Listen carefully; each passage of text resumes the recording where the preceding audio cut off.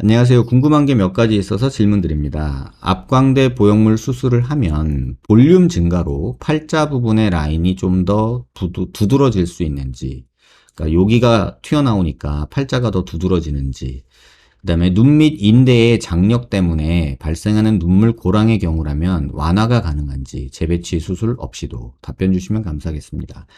이걸 제가 뭐라고 말씀드리기 정말 어려워서 그냥 실제 환자 수술한 경우를 조금 보여드릴게요.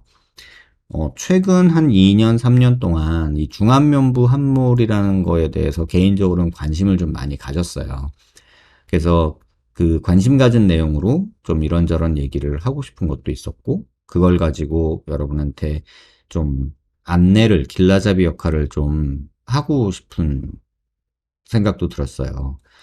실제 환자분 경우인데요. 지금 수술 전과 그 다음에 6개월 후의 모습들이에요. 근데 일단 수술 전에서 이 중안면부 모습을 보시면 이 중안면부가 꺼져 있는 사람들은 이분은 조금 많이 심한 편은 아니세요. 근데 보시면 눈 밑에 여기 지방이 볼록한 게 항상 보여요. 그 다음에 여기에 이렇게 눈물고랑으로 줄이 가 있고요. 그 다음에 여기가 푹 꺼져 있죠. 이게 중안면부 함몰 환자의 공통점이에요. 그래서 이 옆모습에서도 보시면 눈 있는데 여기 눈 밑 지방이 불룩하고요. 여기는 줄이 가고 여기는 꺼져 있는 이런 모습이 보여요. 그래서 여기가 꺼져 있고 대부분 여기가 꺼져 있고 여기는 튀어나와 있죠. 옆에서 보면. 근데 수술을 해놓으면 눈 밑에 있는 지방을 아래로 펼쳐요. 이 지방을 이 방향으로 펼쳐요. 이 방향으로. 이렇게 펼치고 앞에 꺼져 있는 부위에 여기에 볼륨을 줘요. 필요하면 여기도 볼륨을 주고요.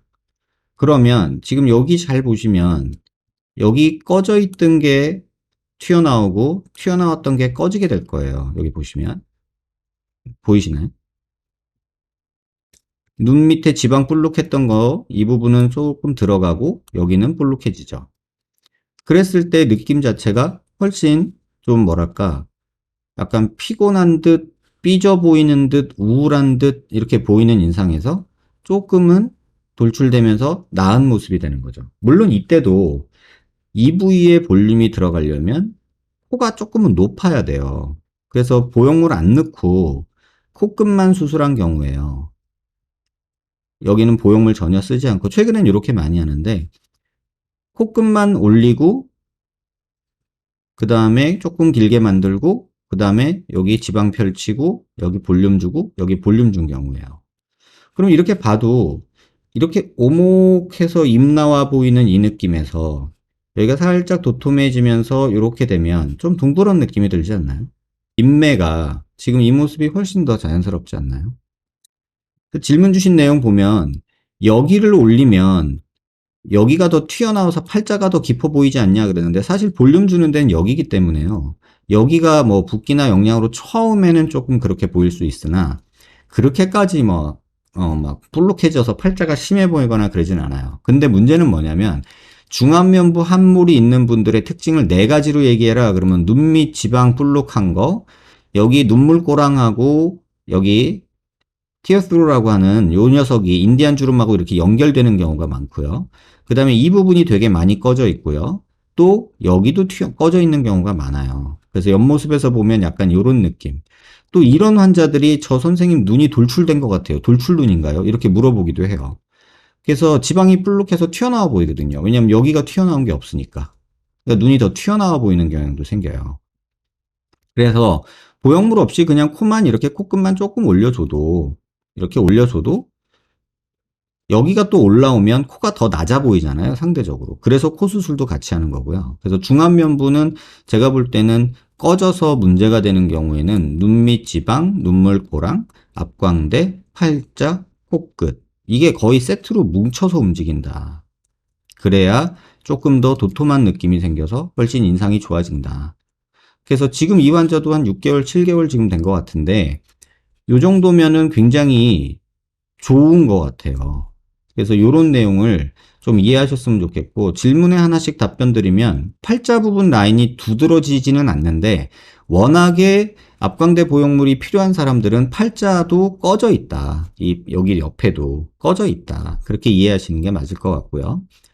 눈 및 인대의 장력 때문에 발생하는 눈물 고랑의 경우라면 완화가 가능한지, 이것도 맞아요. 이 눈물 고랑이 여기 볼륨이 들어가면 완화가 돼요. 완전히 없어지냐? 그건 아니에요.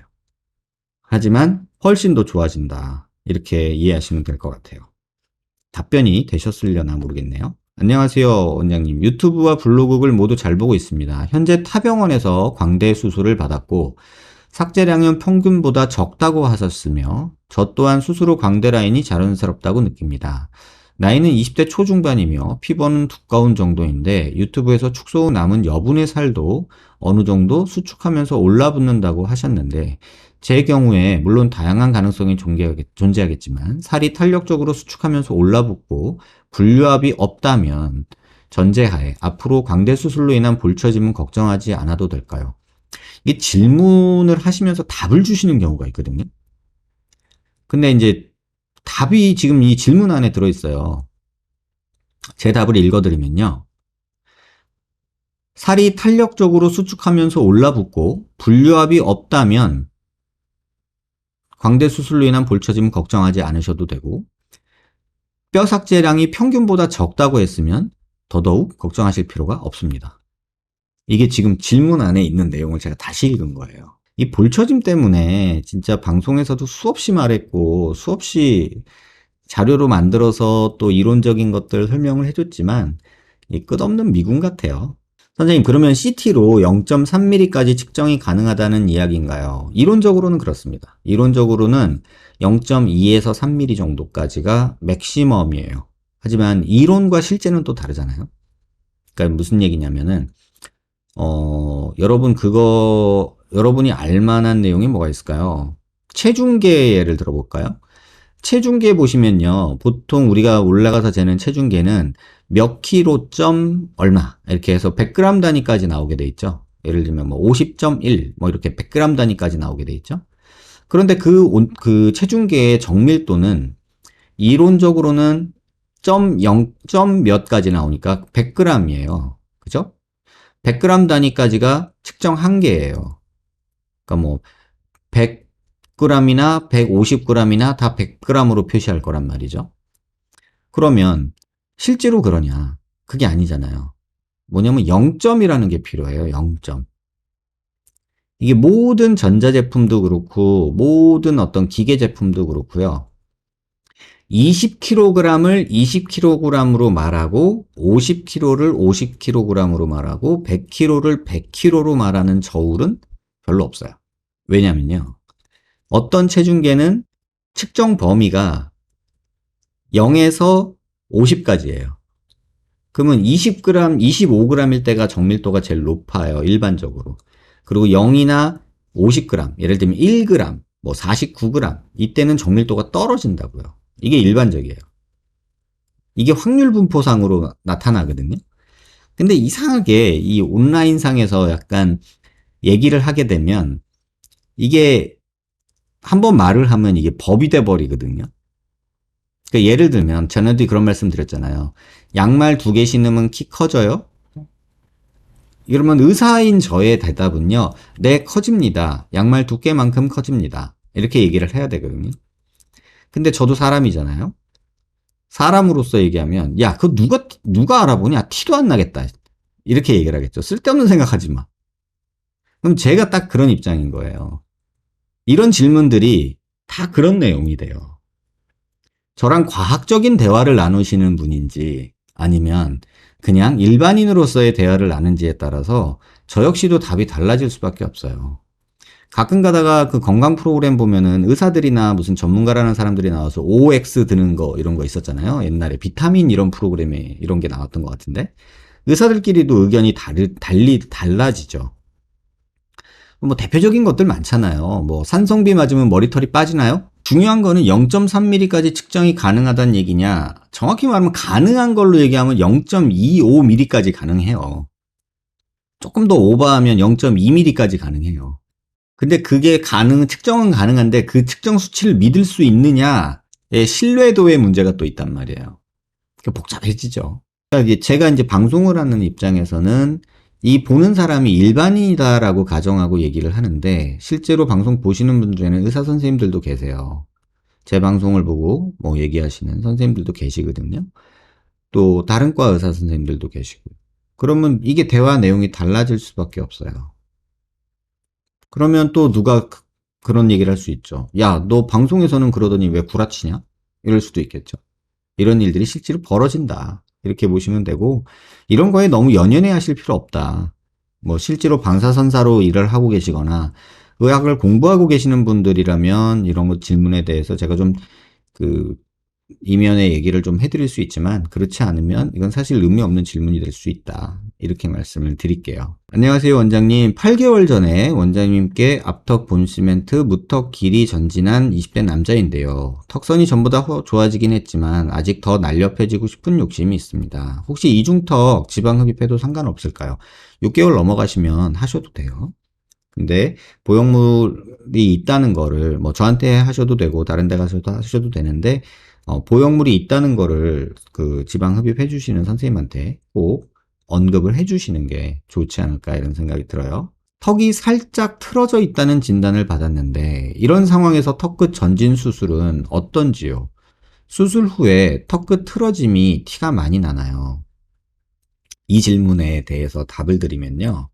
턱이 틀어져 있다라는 거는 비대칭 또는 이런 축이 틀어져 있다, 입이 삐뚤다, 뭐 이런 얘기거든요. 근데 전진 수술을 할 때 이거를 교정할 수 있느냐 없느냐는요, 조금 케바케예요. 조금 어떤 경우는 전진술을 하면서 이거를 해결할 수 있고요. 어떤 경우는 전진술을 해서 완전히 망해 갖고 오시는 분도 계세요. 왜냐면 우리가 제가 코 수술할 때 환자분들한테 이런 얘기를 드리는데, 예를 들면 이런 그림을 그려볼게요. 코가 있는데요. 밑에서 보니까 이런 식으로 삐뚤어져 있어요. 지금 이게 그냥 코라고 생각해 보세요. 이렇게. 자, 보시면 워낙에 중심 라인은 여기겠죠? 이렇게. 근데 이렇게 삐뚤어져 있어요. 근데 요런 사람이 코 수술을 해서 코를 높이잖아요? 그러면 이렇게 높아질 수가 많아요. 이렇게.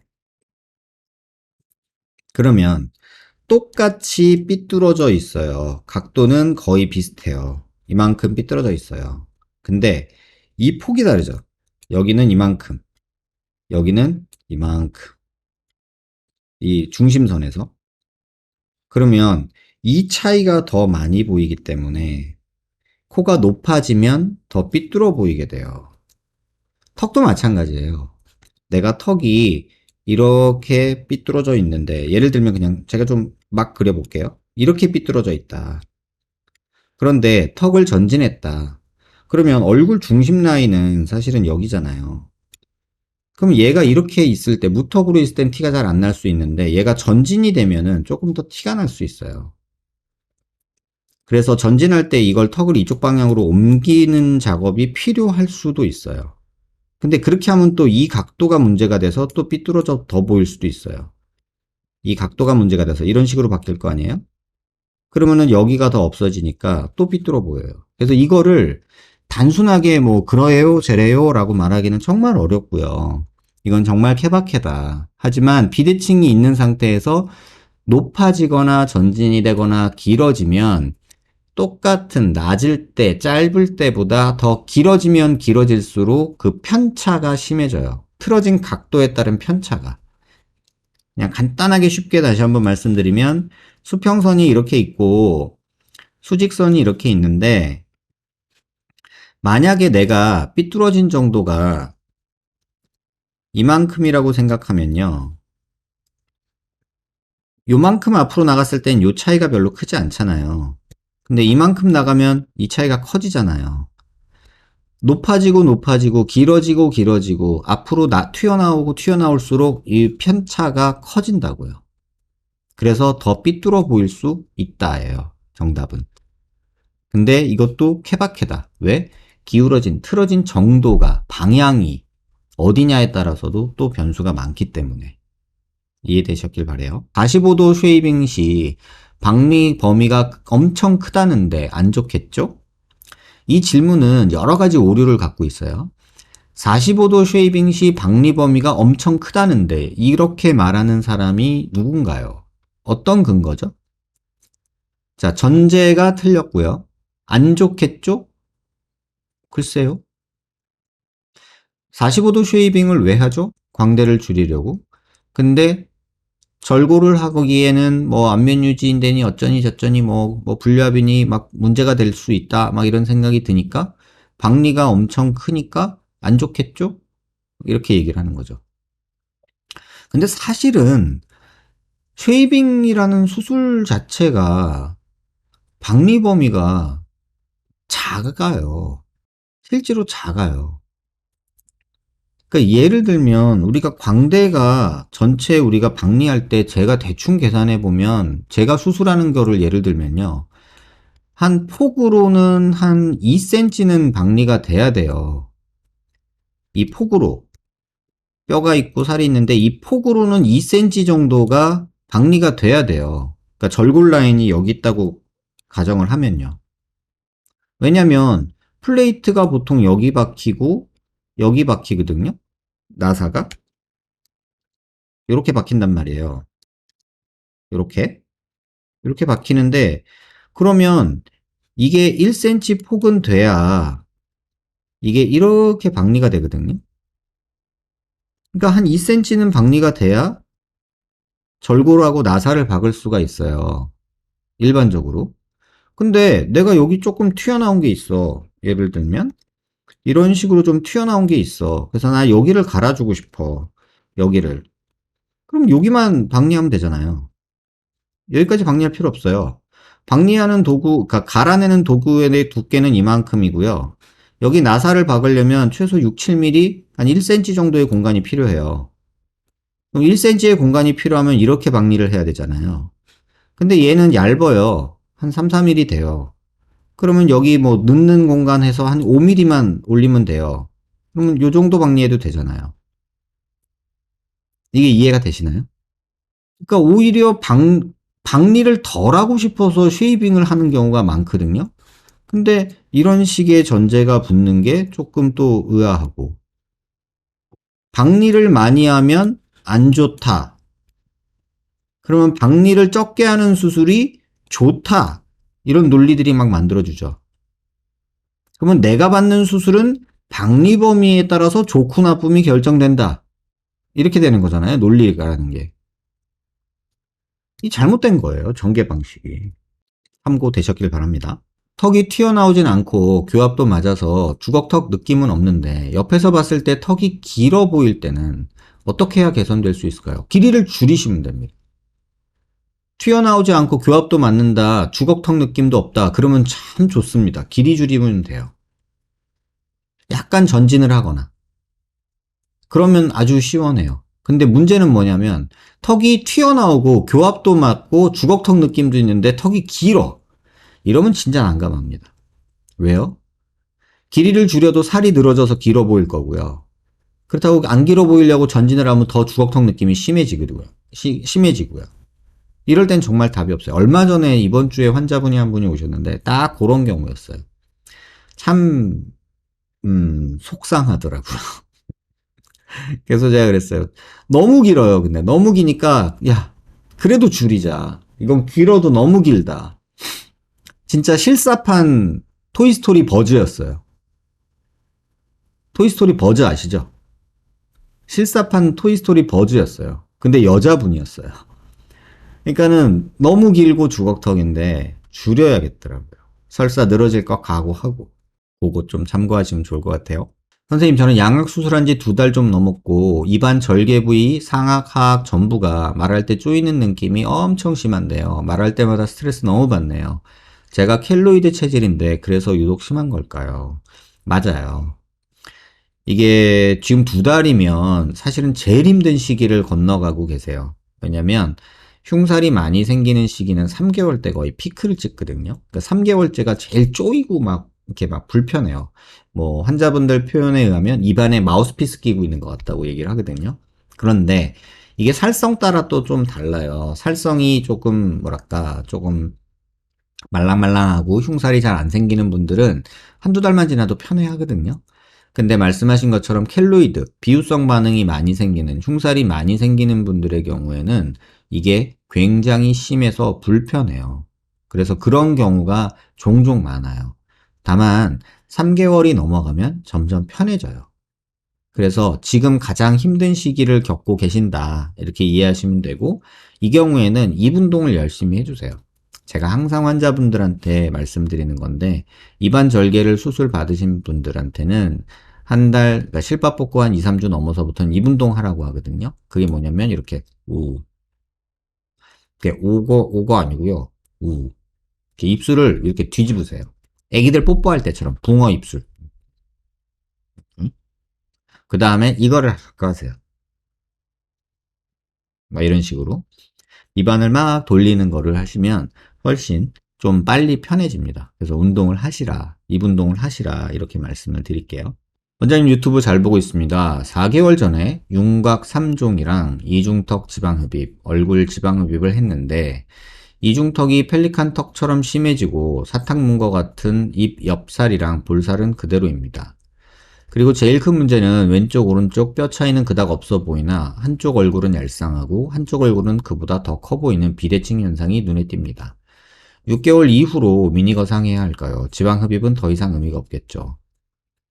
지금 이 환자분 글을 보면서 제가 든 느낌을 그냥 한마디로 표현하면 혹시나 환자분 제 생각에 수술 전에 비대칭이 심했던 건 아닐까요? 이런 생각이 듭니다. 왜냐면 사각턱이 이렇게 있잖아요. 이렇게. 근데 실제로 이렇게 틀어지신 분들이 되게 많아요. 이거 이해되시나요? 사각턱이 이렇게 있는데 이렇게 있는 사각턱이 이렇게 틀어진 분들이 의외로 많습니다. 근데 그런 분들이 윤곽 수술을 하고 나서 지금처럼 말씀을 많이 하세요. 한쪽은 갸름한데 한쪽은 처져 보이고 늘어져 보여요. 라고 말을 많이 하세요. 또 하나는 긴 곡선을 했고 이중턱 지방흡입했고 얼굴 지방흡입했는데 이중턱이 많이 아직 펠리칸처럼 된다. 그럼 지방흡입이 어설프게 됐을 가능성도 있고 부어있기만 한 경우도 있고요. 또 하나는 긴 곡선을 하면서 턱 끝의 길이가 너무 많이 줄어들어서 이런 일이 생길 수도 있어요. 그래서 정확히 판단을 하려면 수술 전 CT랑 수술 후 CT를 비교하면서 봐야 되거든요. 그리고 거상이나 이런 걸 생각하기 전에 이렇게 된 원인이 정확히 뼈 때문인지 아니면 뭐 살이 문제인지 아니면 비대칭이 문제인지 이거에 대한 확실한 판단을 하셔야 돼요. 비대칭이 눈이 보인다고 미니 거상을 한다거나 지방흡입을 또 한다거나 이렇게 마구잡이로 본인이 결정하고 선택하시는 건 저는 개인적으로 굉장히 좋지 않은 선택이다라고 생각을 합니다. 흉살 집에서 셀프 케어하는 관리법 궁금합니다. 갈바닉, 미용기구로 마사지 해줘도 될까요? 뭐 흉살이 있으시면 어떤 기구를 쓰셔도 상관없습니다. 그냥 비벼주고 문질러주는 건 다 좋다고 보시면 돼요. 피부가 다치고 까지고 할 정도가 아니고 화상 입을 정도가 아니라면 문질러주는 거는 다 좋다고 보시면 돼요. 돈 들여서 문질르지 마시고 본인 손으로 문질르시고요. 그렇게 하신다면 뭐 갈바닉이니 뭐 뭐니 뭐 미세전극 어쩌고 뭐 이런 것들 제품들 많잖아요. 광고하는 거 미용 요리기 그런 거 그냥 뜨뜻하게 해서 문질러 주세요. 그러면 훨씬 더 좋으실 거다. 이렇게 생각이 듭니다. 턱관절 문제. 입 벌릴 때 턱에서 딱 소리가 나거나 불편감이 있으면 일반 고정형 광대 축소술 받을 때 문제가 되나요? 광대 축소술 받으면 초기에 귀 안쪽이 먹먹해지거나 귀 옆 턱관절 쪽이 답답한 느낌이 드는 게 정상인가요? 이러한 현상이 있으면 나중에 사라지겠죠. 턱 관절이 문제가 있는 경우 또는 광대 수술하고 턱 관절의 관계를 물어보시면요. 사실은 턱 관절의 문제는 워낙에 있던 문제잖아요. 그러니까 턱 관절에 워낙에 있던 문제들이기 때문에 광대 수술한다고 바뀌지는 않아요. 근데 광대 수술할 때 잘못하면요. 턱 관절에 문제를 야기하기도 해요. 그러니까 지금 질문 주신 분의 경우에는 턱관절에 문제가 워낙에 있었던 분인 것 같고 광대 수술을 받아서 지금 또 답답하고 귀가 먹먹하다는 느낌이 있는 것 같은데 이건 확인을 해야 돼요. 광대 수술이 어떻게 됐나. 그리고 귀가 먹먹하다, 귀가 이렇게 물 찬 것처럼 그렇다. 그럼 두 가지 생각하셔야 돼요. 수술할 때 피가 겉에서 외이도로 들어갔는지, 그래서 귀에 우리 귓밥이 있듯이 피딱지가 귓구멍을 막고 있을 수 있어요. 그거 이렇게 귀 속으로 한번 병원 가서 확인해 달라고 해서 확인해 보셔야 되고요. 또 하나는 절골될 때 너무 축두골에 가깝게 돼서 축두골이 비어 있거든요, 뼈가. 에어셀이라고 해서 공기가 차 있어요. 근데 거기에 피가 잔뜩 고이면서 뇌에 압박을 줄 때가 있어요. 그러면 또 귀가 물 찬 것처럼 먹먹하게 느껴질 수도 있어요. 그래서 그런 것들을 다 체크해 봐야 되는데, 이게 한두 가지로 간단하게 설명되는 내용이 아니어서 이건 수술 CT를 꼭 봐야 된다, 이렇게 좀 말씀드릴게요.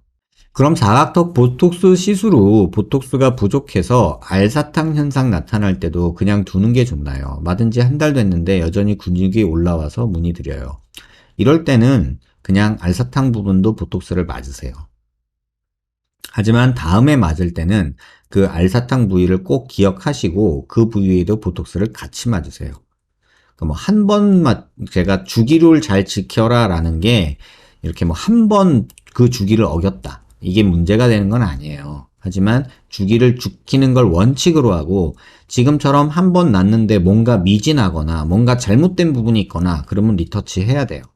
근데 그 간격을 저는 가능한 한 뭐 길게 가져가지 말고 주사 후에 2주 안에는 해결했으면 좋겠다, 이렇게 말씀드리는 것 뿐이에요.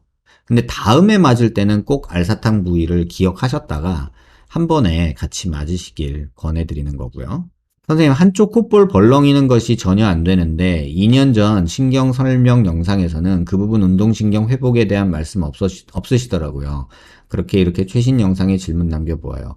한쪽 콧볼 벌렁이는 거는요, 우리 얼굴 신경 5개 중에서 이 부칼 브랜치라고 하는 녀석이거든요. 이렇게 콧볼이랑 이렇게 입술, 윗입술로 가는 거예요. 그래서 콧볼만 안 된다, 윗입술 움직이는 건 괜찮다, 그러면 돌아와요. 근데 이게 무슨 수술하고서 이렇게 됐는지에 또 달라요. 뭐 이렇게 뭐 지방을 악큐라고 해서 지방흡입을 하면서 열을 줘가지고 막 지방을 녹이는 거 할 때는 그 열에 의해서 안면신경이 손상받을 수도 있거든요. 그런 경우는 조금 회복이 더디거나 안 될 수도 있어요. 그런 경우인지, 아니면 그냥 지방흡입인지, 또는 뭐 어떤 주사인지, 뭐 이런 거가 없어서 제가 뭐라고 말씀은 못 드리겠는데, 어쨌든 일반적으로는 직접적인 신경의 손상이 아니라면 돌아오는 게 좀 일반적이다, 이렇게 보시면 될 것 같아요. 선생님, 턱 보톡스 맞을 때마다 턱 밑에 볼륨은 줄어드는데 음식을 먹고 나면 구렛나루 바로 아랫부분이 일시적으로 볼륨이 커져요. 병원에서 주사를 잘못 넣은 건가요? 갈수록 주기가 줄어드는 느낌이라서 용량을 더 많이 늘려야 하는지 고민됩니다. 이 보톡스 맞고 나면 보상성으로 반대쪽이 좀 커진다거나 맞지 않은 곳이 좀 불룩해지는 경향이 있거든요. 그럴 때는 보톡스 양을 조금 늘리거나 부위를 조금 확장하는 걸 고려해 보시는 게 좋아요. 그래서 어떤 시술을 받으시든지 한 병원을 정해서 그 선생님을 계속 만나셔서 주사를 맞는 게 좋아요. 왜냐면 전에 어땠으니까 이번엔 이렇게 하자라는 플랜이 생길 수가 있거든요. 근데 처음 보는 분들을 보면은 그냥 노턴대로 놔요. 그래서 이렇게 조금 특별한 게 있는 분들은 가능한 같은 선생님을 오랫동안 보시라, 이렇게 말씀을 드릴게요. 선생님 안녕하세요. 인중이 긴데 턱이 약한 무턱이고 하관 위쪽 얼굴까지가 길어서 조화가 이상하다면 수술로 컴플렉스를 치료하려고 시도하는 게 힘들까요? 인중 같은 경우 흉터가 되게 남는 데다 남자 같은 경우 화장도 잘하지 않기에 인중 수술을 권하시지 않는 걸로 알고 있어요. 이건 실제 봐야 돼요. 그러니까 뭐 우리가 수술을 결정할 때는 항상 득과 실을 따지거든요. 그러니까 얻는 게 있고 잃는 게 있잖아요. 그러니까는 이 경우는 수술을 해서 인중이 길지만 얻어지는 게 많겠다라고 하면은 수술을 진행하고요.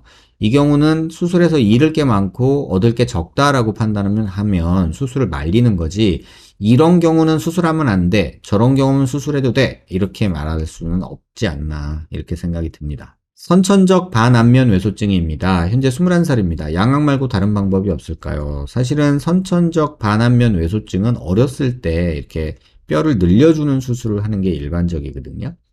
현재 21살이면 뭐 길이의 차이나 이런 것들을 고려했을 때 양악이나 또는 이렇게 뼈를 늘리는 수술이 있어요. 그런 수술을 기본적으로는 받으셔야 맞는 상황이긴 해요. 근데 좀 늦었어요, 사실은. 21살이면 조금 늦었는데 그래도 양악수술을 먼저 고려해 보시는 게 좋지 않을까 이런 생각이 듭니다. 이게 사실 오늘 말씀드리고 싶었던 내용이기도 해요. 이게 한의사 선생님이죠. CAB님이 질문 주신 것 같은데, 네. 한의사 선생님이시거든요. 원장님 영상 보고 이득을 보는 환자보다 어줍잖은 지식으로 걱정하고 판단할 환자가 더 많을 것 같다는 게 염려가 되네요. 이런 질문 주셨어요. 저 역시도 그런 고민을 항상 해요. 우리가 모르는 게 약이다라고 하는 경우도 있고 아는 게 병이다라고 말하는 경우 있잖아요. 그래서 제가 영상에서 유튜브 방송에서 항상 말씀드리는 것 중에 하나가 모를 거면 차라리 믿을 만한 사람한테 맡겨라 라고 말을 하고요. 그게 아니고 내가 알아야 되겠고 내가 알고 판단하고 싶으면 제대로 알고 공부해라 라고 제가 말씀을 드려요. 근데 제일 무서운 건 어설프게 알 때예요. 그때 진짜 어설픈 몇 가지 지식, 단편적인 내용으로 판단을 하기 시작하면 굉장히 위험한 판단을 해요. 원래 그런 말 있잖아요. 선무당이 사람 잡는다고. 우리 그런 어르신들 말씀들이 저는 좀 맞다고 보거든요. 하나씩 살펴보면 그래요. 선무당이 사람 잡는다. 이 말도 맞고요. 모르는 게 약이다. 이 말도 맞아요. 또는 아는 게 병이다. 이 말 다 맞아요. 그럼 가장 좋은 건 모든 사람이 공부하고 이해하고 그래서 현명해지는 건데 현실은 그렇긴 어렵다는 거죠.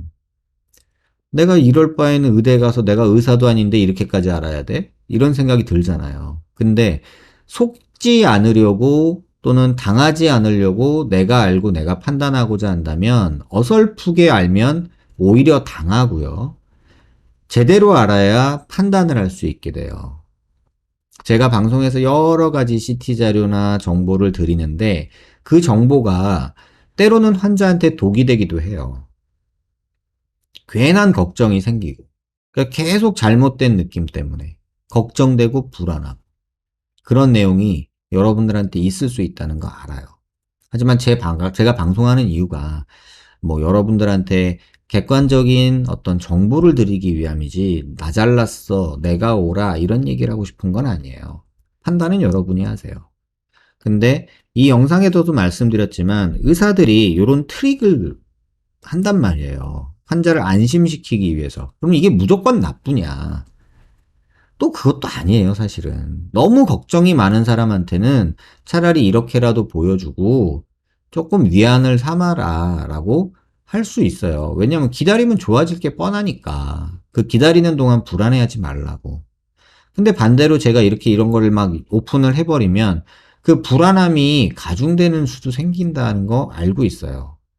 근데 이런 식으로 장난하는 거를 이용해서 자기를 포장하는 의사들도 생긴단 말이에요. 그런 말 있잖아요. 정치하시는 분들이 가끔 그런 얘기 하잖아요. 국민을 개돼지로 봐서 뭐 이런 말 하잖아요. 제가 볼 때는 환자를 개돼지로 보면은 이런 일들이 벌어질 수 있다고 봐요. 근데 너무 어설프게 아는 환자들이 너무 많은 그 걱정과 이런 불안함을 표출하기 때문에 만약에 혹시 이런 단어를 쓰면서 불안해하게 되는 거예요. 그래서 이게 얼마 전에 저도 상담하면서 생긴 버릇인데 이제 가끔 가다가 자녀분하고 부모님하고 같이 오실 때 있잖아요. 그러면 자녀분은 막 수술하고 싶어서 덤비고 엄마는 걱정돼서 막 말리고 싶고 이럴 때가 있어요. 그럼 저는 어머님한테 그렇게 말씀드려요. 어머님 너무 걱정되시죠? 그러면 하지 마세요. 아기가 막 못생기고 뭐 이거 안 하면 큰일 나는 무슨 암 같은 수술 아니잖아요. 성형수술은 우리가 하고 싶어서 선택으로 하는 거지 이걸 안 하면 큰일 나고 막 그런 거 아니잖아요. 근데 걱정되면 안 하는 게 맞아요. 걱정하면서까지 좀 좋아지려고 수술하려고 막 그러진 않았으면 좋겠어요. 그러니까 이런 생각이 많이 들더라고요. 엄마는 걱정돼 죽겠어요. 뭐 죽기도 한다는데 뭐 이런 얘기 해가면서 위험한 거 아닌가요? 막 이런 얘기들을 하시죠. 걱정되는 거거든요. 근데 제가 무슨 말 한다고 그게 뭐 걱정이 없어지겠어요? 그러지 않아요. 그래서 제가 그런 분들한테 지방에서 오신 분이었는데 어머님한테 그렇게 말씀드렸죠. 어머님 지방에서 뭐 타고 오셨어요? 네, 기차 타고 오셨대요. 기차 사고 나면 죽어요, 안 죽어요? 잘 안 죽죠. 근데 사고 나면 다칠 수 있어요, 없어요? 있죠. 무서우세요? 그 때문에 걱정돼서 기차 못 타시겠어요? 이렇게 말씀을 드리거든요. 자동차 사고 나면 죽을 수도 있죠. 어머니 차 탈 때마다 걱정하세요? 아니죠. 근데 내가 이런 말 한다고 그게 뭐, 아, 이게 이 정도구나, 라고 이렇게 편안해지나요? 뭐, 때로는 그런 말씀도 드려요. 어머님 파마하면 머릿결에 좋아요? 두피에 좋아요? 무조건 나빠요, 여러분. 근데 왜 하죠? 예뻐지려고. 그 정도는 내가 감내할 수 있겠다라는 거잖아요. 머릿결 좀 상하는 거 감내하겠다라고 하는 거잖아요. 근데 파마하고 머릿결 망가졌다고 막 속상해하고 화낼 거면 안 해야 맞잖아요. 그러니까 내가 소중한 게 뭐고 지키고 싶은 게 뭔지, 내가 그걸 조금 주고라도 이거 더 얻고 싶은 게 있어서 선택하는 게 수술이에요. 그럼 반대로 얘기해 볼게요. 우리가 암 수술을 할 때, 암 수술은 굉장히 파괴적인 수술이에요. 멀쩡한 오장육부를 도려내는 수술이고요. 그런데 그 수술을 왜 하죠? 그 위험하고 파괴적인 수술을? 부작용도 엄청나죠. 왜 하죠? 살려고요. 죽음과 사는 거와의 가치 판단에서 사는 가치가 가장 크기 때문에 제 아무리 부작용이 있고 파괴적인 수술이라도 우리는 하는 거예요. 근데 성형수술은 죽고 사는 문제처럼 명확하게 극단에 있지가 않아요. 지금 60점인데 70점, 80점 되고 싶어서 위험성을 감내를 해야 되는 거예요.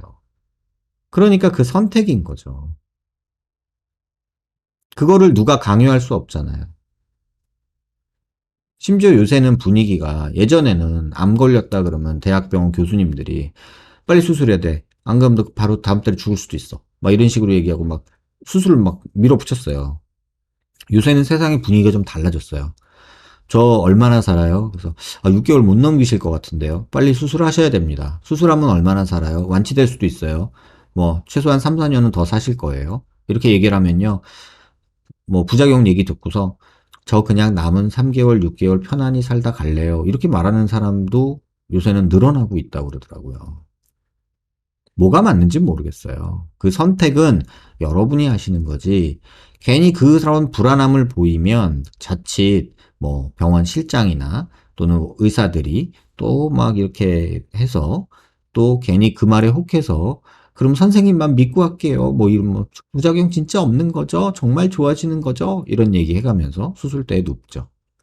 근데 수술하고 나서는 불안해서 계속 또 찾아보고 걱정되고 그래서 괴로워지는 거예요. 그래서 그런 수술은 안 했으면 좋겠다. 이게 제 생각입니다.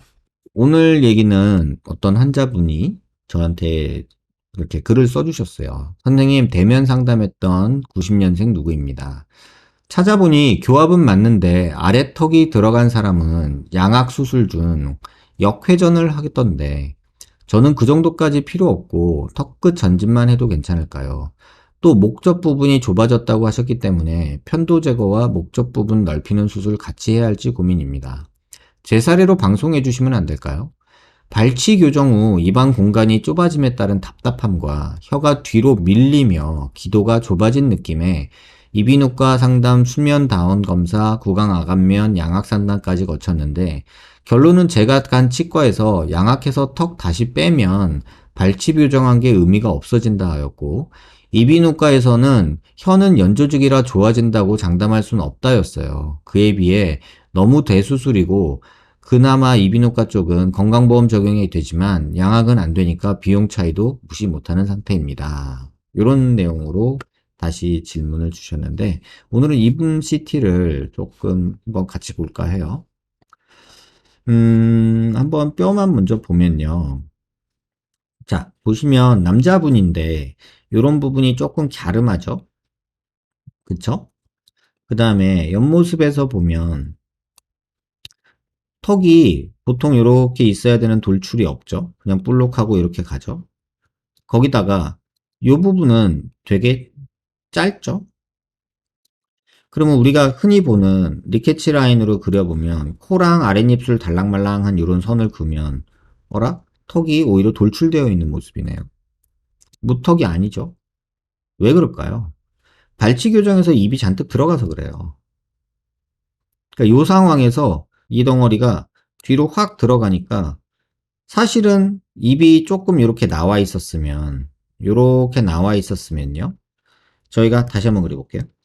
만약에 발치 교정하기 전에 입이 아마 이 정도는 나와 있었을 거라고요. 이런 식으로. 그러면 요 기준에서 아랫입술 달랑말랑한 기준을 이렇게 선을 그으면요. 우리가 요 정도 전진을 해주면 충분히 원하는 턱 라인을 가질 수 있겠죠? 비율도 괜찮아지고. 근데 제가 일전에 말씀드렸죠. 입 나왔다고 무조건 발치 교정하지 마세요 라고 말했잖아요. 그러면 진짜 머리 아파집니다. 이러지도 저러지도 못하는 상황 벌어져요 라고 제가 말씀드렸잖아요. 이게 그런 경우에서 아주 심하지는 않은데 그런 경우예요. 자, 우리가 판단하는 여러 가지 기준을 댔을 때 코 기준으로 아랫입술 달랑말랑 하면 지금 이 정도예요. 그러면 이분은 오히려 주걱턱이라고 판단할 수 있을 만큼 턱이 이 선에 앞으로 나와 있죠. 근데 누가 봐도 무턱이에요. 그러면 여기서 턱을 많이 빼면 어떻게 되나요? 이렇게 많이 빼면 입이 너무 들어가 보여서 합주기처럼 보이죠. 왜? 턱만 보면 지금 턱이 한 요 정도는 나와줘야 되거든요. 그럼 요 정도가 나올 텐데, 그러면은 코 높지, 얘 턱끝 높지, 그러면 입만 들어가 보이니까 합주기처럼 보일 거 아니에요. 무턱이 싫은데 전진을 하자니 입이 너무 들어가 보여서 합주기처럼 보일 것 같고. 그러면 양악을 해서 이 덩어리를 같이 앞으로 이렇게 빼는 방법도 있죠? 그러면 무턱이 더 심해지죠. 그러면 덜 심해지려고 이렇게 역회전을 한다고요. 그러면은 턱이 얘가 이 방향으로 회전하면서 조금 나오니까 무턱은 좀 덜 심해지겠죠. 약간 그런 여러 가지를 생각할 수 있잖아요. 근데 역회전을 하려면 또 이 교합 평면을 봐야 된단 말이에요.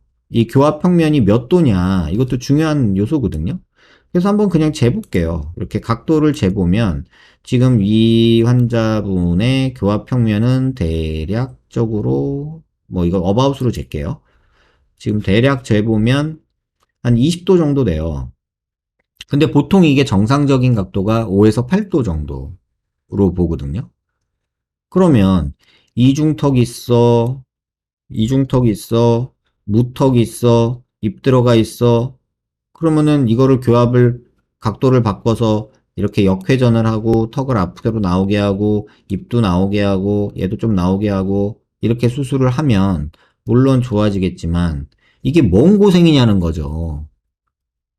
멀쩡했던 입을 발치교정에서 집어넣어서 양아까지 해야 조금 나아지는 상황이 오잖아요. 이게 뭔 고생이냐는 거죠. 쉽게 가려고 발치교정 생각했다가 양아까진 필요 없었던 턱이었는데 양아까지 하게 되는 경우잖아요. 아쉽죠.